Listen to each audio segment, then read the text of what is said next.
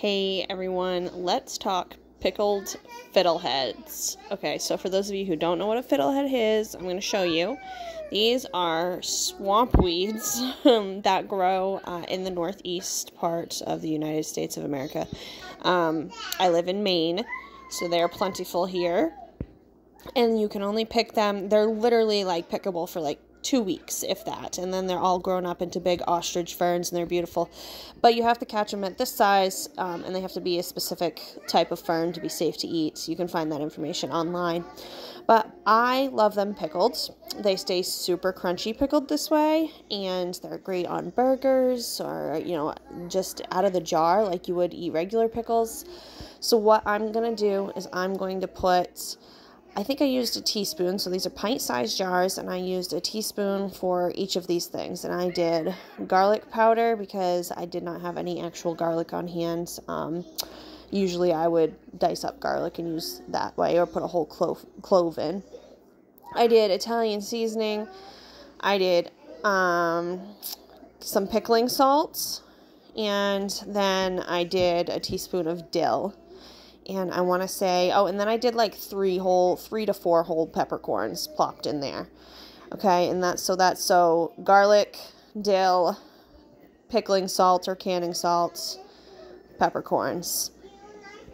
And then I had to go ahead after washing all of these and add them all into the jar, fill these jars up. I did get 4 jars worth. I think I have a total of 8 jars in the fridge right now, and I still probably have another 8 jars worth of fiddleheads that I need to put up.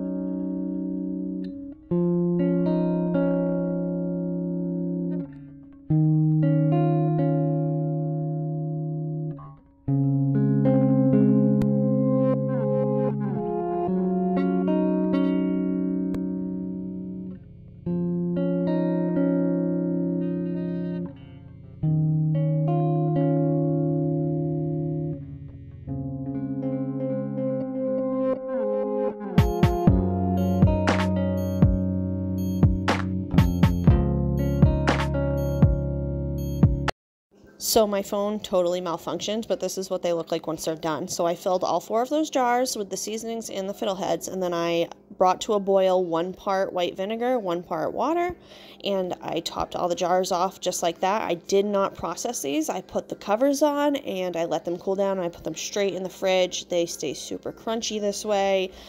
They're oh so good, and I hope you guys try them and love them. All right, now let's talk homemade popsicles. So during the summer months, I make homemade popsicles. I probably have to make them 3 times a week here, honestly, because the kids just go nuts over them. But I like to keep homemade popsicles on hand for the obvious reasons. It's healthier. I can put whatever I want in it. There's, you know, a little less preservatives. There's no dyes in it. It's just all stuff that I want to be in there, and I can sneak some nutrition in there, and I'll show you how. So first we're going to start with strawberries. These are frozen strawberries that I've thawed enough to cut up into smaller chunks. So I've put all of the strawberry chunks in a bowl, and now I'm going to add some watermelon juice. Now I know this isn't the healthiest juice on the market. There is a lot of sugar in it. Usually I try to get either the juice that we've made from fresh fruits that we've picked, or I try to get 100% juice with no added sugar. That was not what I had on hand at this time. So it's better than nothing. Some watermelon juice. This will be really tasty. They'll love it. And now I'm going to do some coconut milk. I love adding coconut milk into the popsicles. This adds nutrients. It adds electrolytes, which is exactly the goal. If they're going to be eating popsicles all day, I want it to be contributing to those hot summer days, cooling them down, but also replenishing all of the stuff that they're losing while they're sweating and running around. Now I have a whole bunch of different types of popsicle molds. These ones are new. They're silicone, and it's easier to push the popsicle out. I did like them for that. So you're just going to fill your popsicle molds, like, you don't want to fill them, like, overflowing or crazy like high, because then they're gonna freeze over and they might not work properly. And you also have to put the popsicle sticks down in here, so you're gonna need some extra space in there. But I just filled all of these molds up. I did 12 on this day, and again, that will last maybe 3 days, 12 popsicles. And then I'll show you guys how the sticks on these particular silicone molds work. Now here is the popsicle sticks and how they work. You just push the stick through. There's a little line that it shows you when to stop, and it kind of clicks in nicely.